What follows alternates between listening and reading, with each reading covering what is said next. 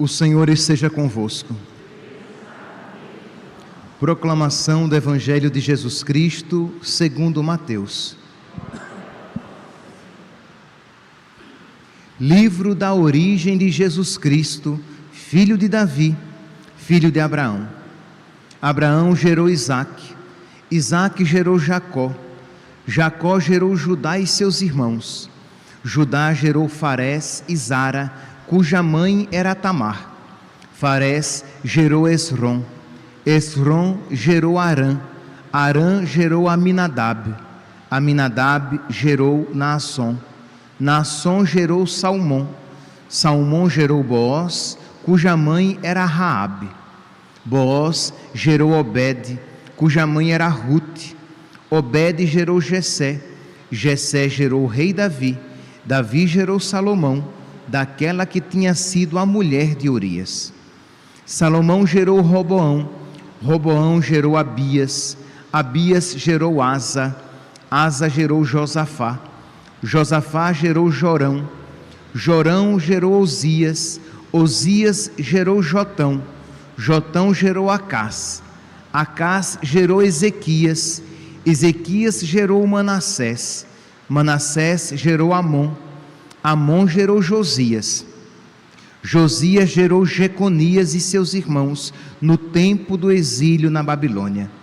Depois do exílio na Babilônia, Jeconias gerou Salatiel, Salatiel gerou Zorobabel, Zorobabel gerou Abiúde, Abiúde gerou Eliaquim, Eliaquim gerou Azó, Azó gerou Sadoc, Sadoc gerou Aquim, Aquim gerou Eliúde, Eliúde gerou Eleazar, Eleazar gerou Matã, Matã gerou Jacó, Jacó gerou José, o esposo de Maria, da qual nasceu Jesus, que é chamado Cristo. A origem de Jesus Cristo foi assim: Maria, sua mãe, estava prometida em casamento a José, e antes de viverem juntos, ela ficou grávida pela ação do Espírito Santo.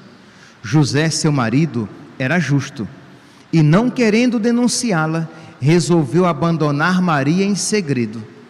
Enquanto José pensava nisso, eis que o anjo do Senhor apareceu-lhe em sonho e lhe disse: José, filho de Davi, não tenhas medo de receber Maria como tua esposa, porque ela concebeu pela ação do Espírito Santo. Ela dará à luz um filho, e tu lhe darás o nome de Jesus, pois ele vai salvar o seu povo dos seus pecados. Tudo isso aconteceu para se cumprir o que o Senhor havia prometido pelo profeta: eis que a virgem conceberá e dará à luz um filho. Ele será chamado pelo nome de Emanuel, que significa Deus está conosco. Palavra da salvação.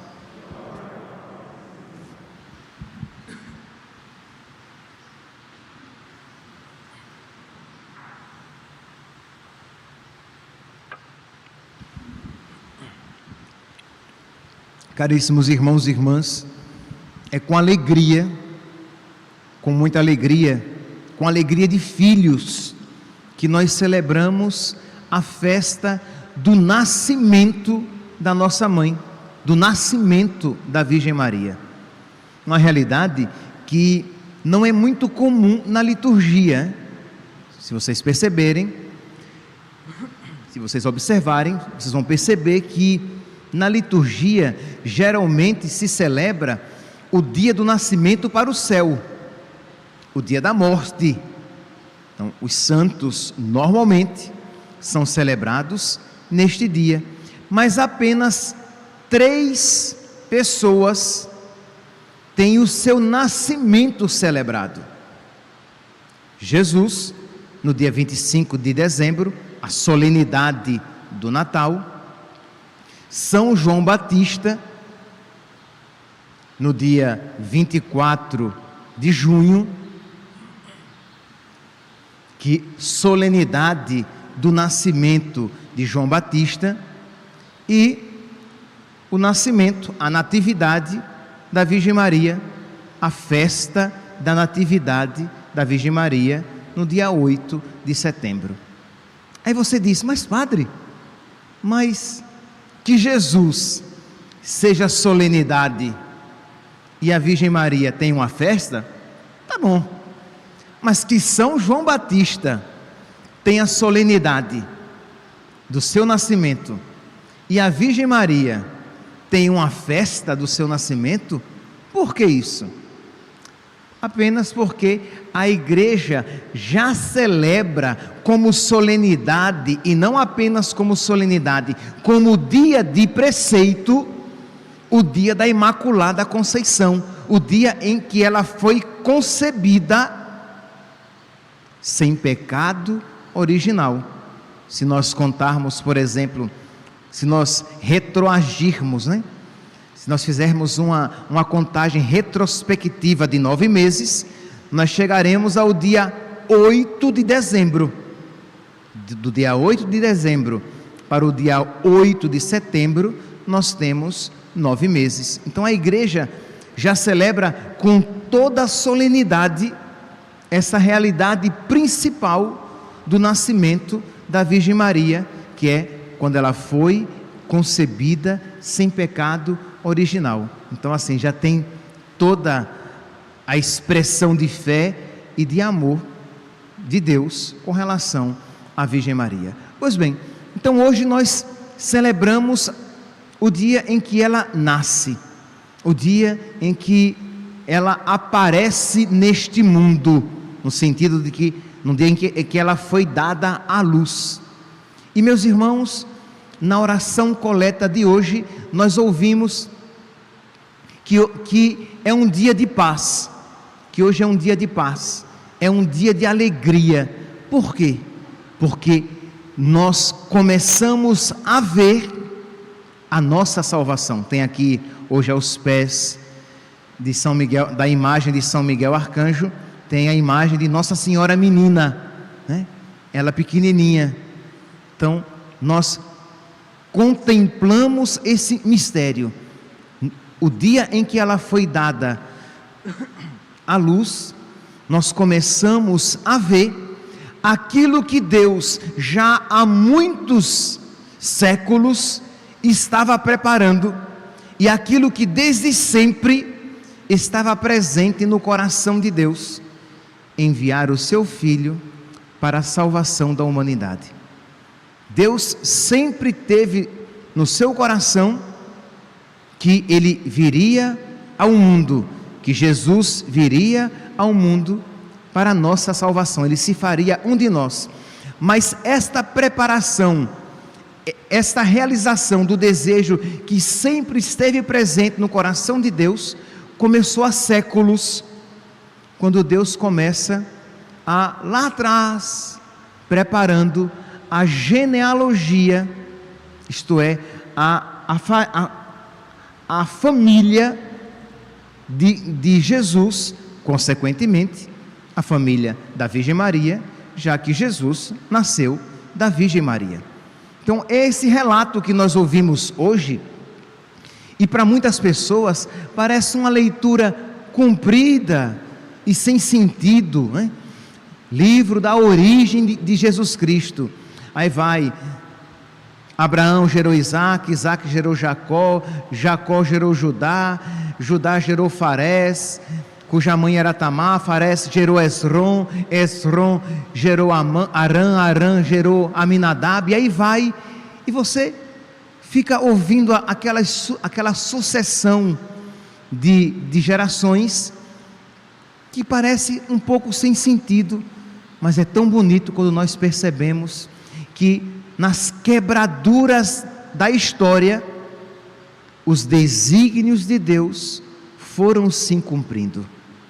Isto é, meus irmãos, aquilo que nós ouvimos hoje na primeira leitura retirada da carta aos Romanos, sabemos que tudo contribui para o bem daqueles que amam a Deus.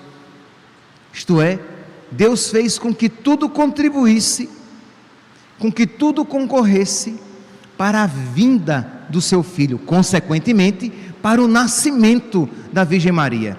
Deus que não deseja o pecado, e muito menos Deus que não nos incita ao pecado, Deus, Ele pode fazer com que até os percalços da vida concorram para um bem maior, concorressem para a nossa salvação. Por que eu digo isso?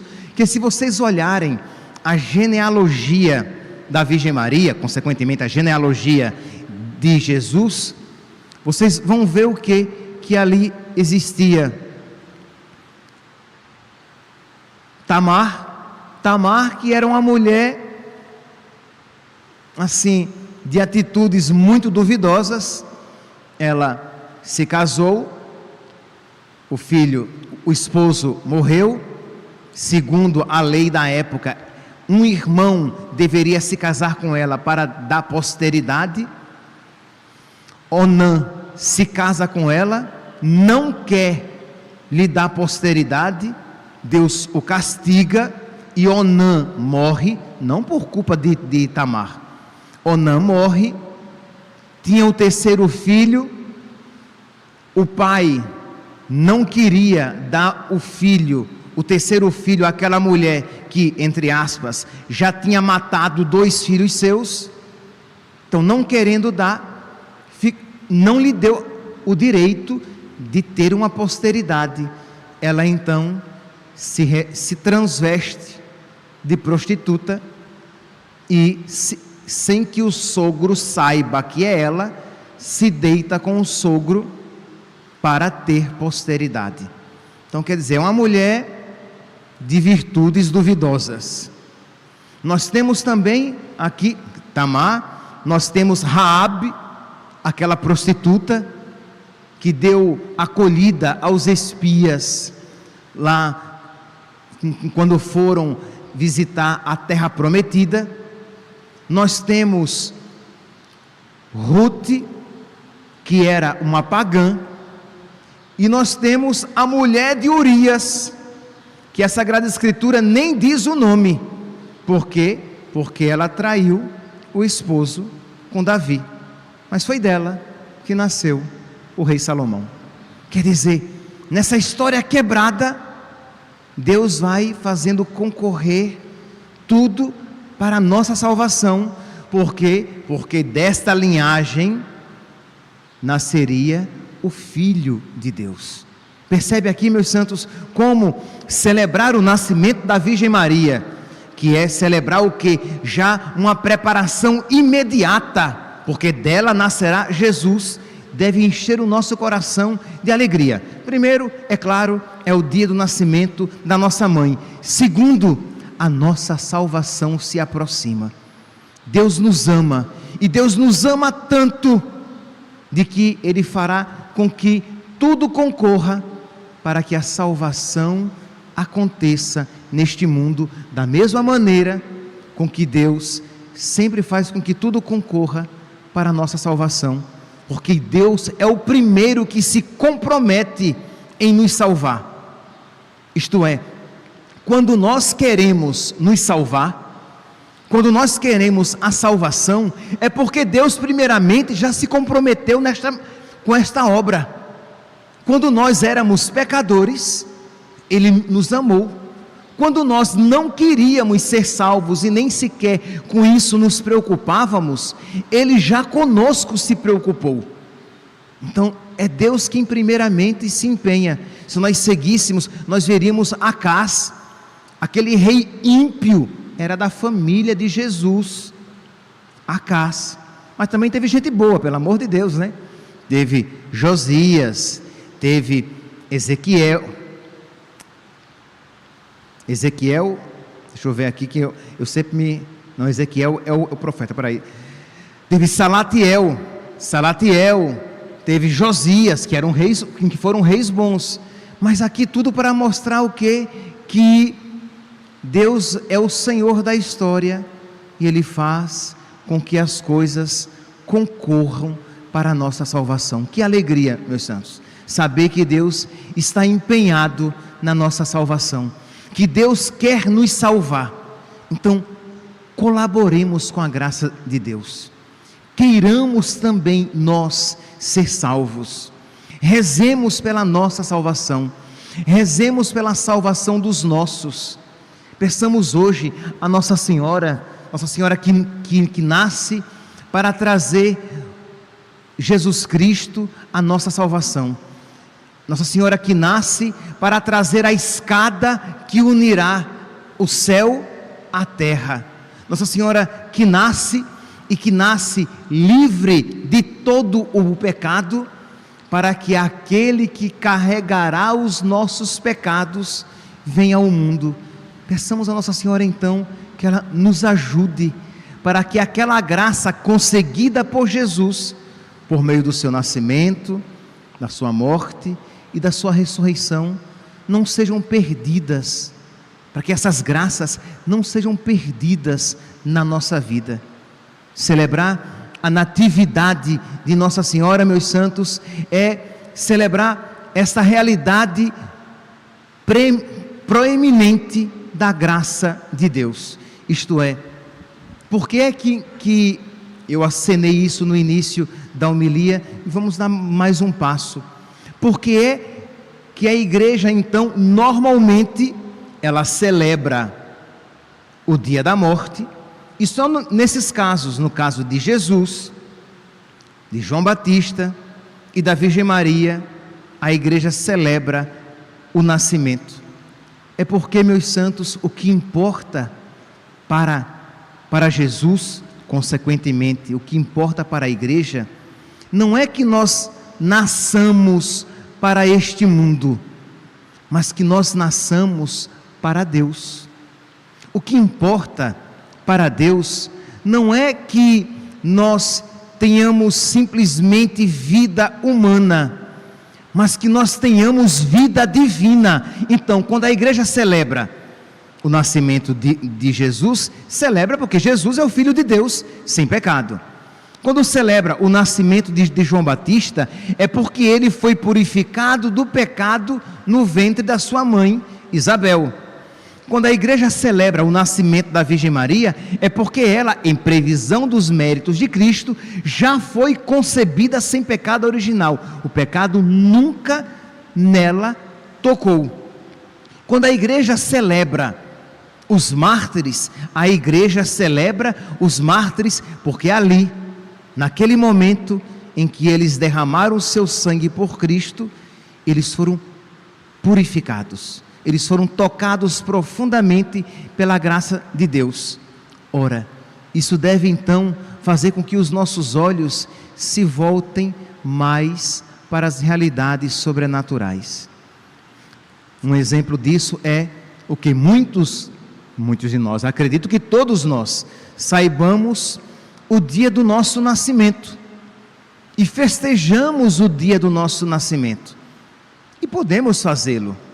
Mas muitos aqui com letras maiúsculas, muitos não sabem o dia em que nasceram para Deus, o dia do seu batismo.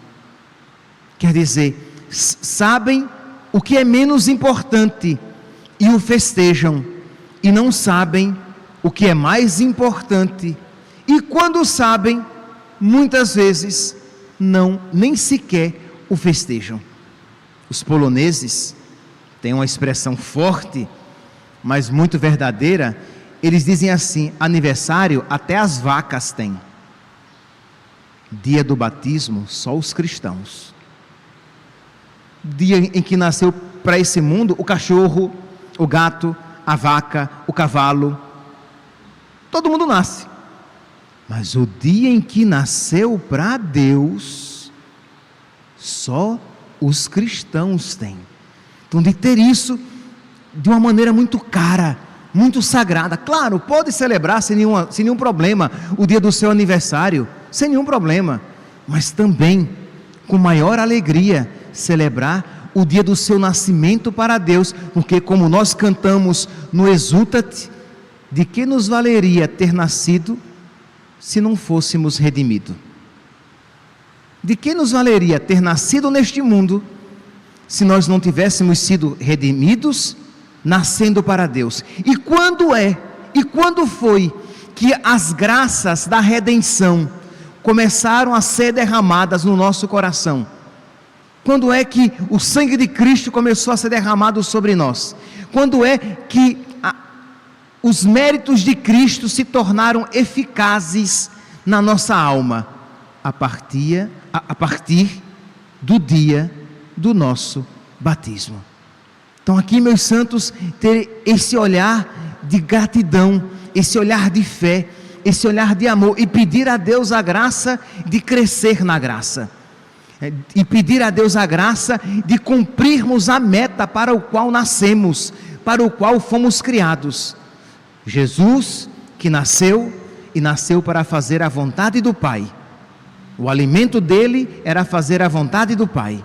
São João Batista, que nasceu para preparar os caminhos do Senhor, e olhando para o seu Senhor disse: importa que ele cresça e eu diminua, porque eu não sou digno sequer de amarrar as correias das suas sandálias.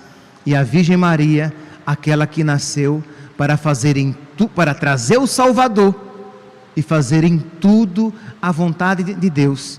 Eis aqui a serva do Senhor, faça-se em mim segundo a vossa palavra. E que nos ensina: fazei tudo o que ele vos disser. Nós também, meus irmãos, nascemos para fazer a vontade de Deus, para amar a vontade de Deus, para ensinar os outros a fazerem a vontade de Deus, para nos alegrar. Nós nascemos não apenas para, como escravos, fazer a vontade de Deus, mas como filhos amados, sabendo, amados como somos, fazer com alegria a vontade de Deus. Eis que venho fazer com prazer a vossa vontade, Senhor. Então, se você percebe que você já nasceu, você está vivo, você nasceu, você foi batizado, mas você ainda não aprendeu a fazer com alegria a vontade do Senhor. Você nasceu, você foi batizado, mas você ainda não tem caminhado para atingir a meta para o qual você foi criado. Sede santos, como o vosso Pai Celeste é santo. Quer dizer, então hoje é o dia de você se voltar para Nossa Senhora, para a pessoa humana. Jesus Cristo não era pessoa humana, Jesus Cristo era pessoa divina. Então, olhar para a Virgem Maria, para a pessoa humana que mais perfeitamente cumpriu a missão para o qual ela foi criada. A pessoa humana mais feliz, porque mais perfeitamente obedeceu a Deus e amou os seus desígnios. A pessoa humana que com mais alegria e mais amor fez a vontade de Deus e poderia dizer: eis que venho fazer com prazer, com alegria, com satisfação a vossa vontade, Senhor. E a pessoa humana que com mais verdade disse: fazei tudo o que ele vos disser. Porque nós, pecadores, nós dizemos, mas nós também desobedecemos. Mas a Virgem Maria disse isso com toda a verdade, com toda adequação, com toda perfeição e beleza. Peçamos a ela que nós também amemos, não apenas façamos, mas amemos a vontade de Deus, para que nós procuremos com amor a glória de Deus, para que também nós, assim como ela, atinjamos a meta para a qual nós somos criados. Louvado seja nosso Senhor Jesus Cristo, para sempre seja louvado.